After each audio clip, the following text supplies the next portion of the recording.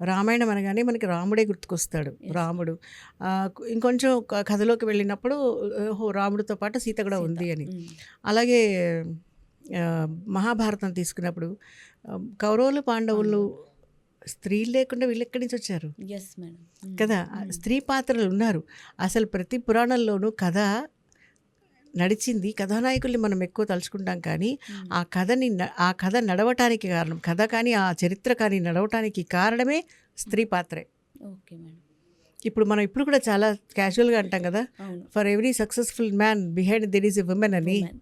Yes, అప్పుడు కూడా అదే పరిస్థితి, ఎప్పుడు అదే పరిస్థితి ఉంది. కాకపోతే దాని ప్రాముఖ్యతని బయటకు తీసుకురావటం అన్నది అందరి బాధ్యత కూడా. ఇప్పుడు ఎలా ఉంటే ఇప్పుడు మహాభారతం రామాయణం తీసుకుంటే, రామాయణం ఒక మనిషి మనుగడ ఎలా ఉండాలో చెప్పింది రామాయణంలో కథలో.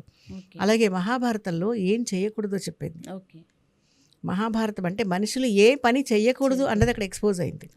రామాయణం ఏం చెయ్యాలి, ఎలా చేస్తే ఒక మనిషి ధర్మంగా నడుస్తాడు అంటే, భూమి మీద మనిషికి ఒక్కొక్క పాత్రలోను, రామాయణంలో ఉండే అన్ని పాత్రలు తీసుకుంటే ఒక్కొక్క పాత్ర యొక్క ప్రాముఖ్యతలో ఒక మనిషి సగటున ఎలా ఉండాలి మనిషి జీవితం అన్నది అందులో మనకి క్లియర్గా కనిపిస్తూ ఉంటుంది.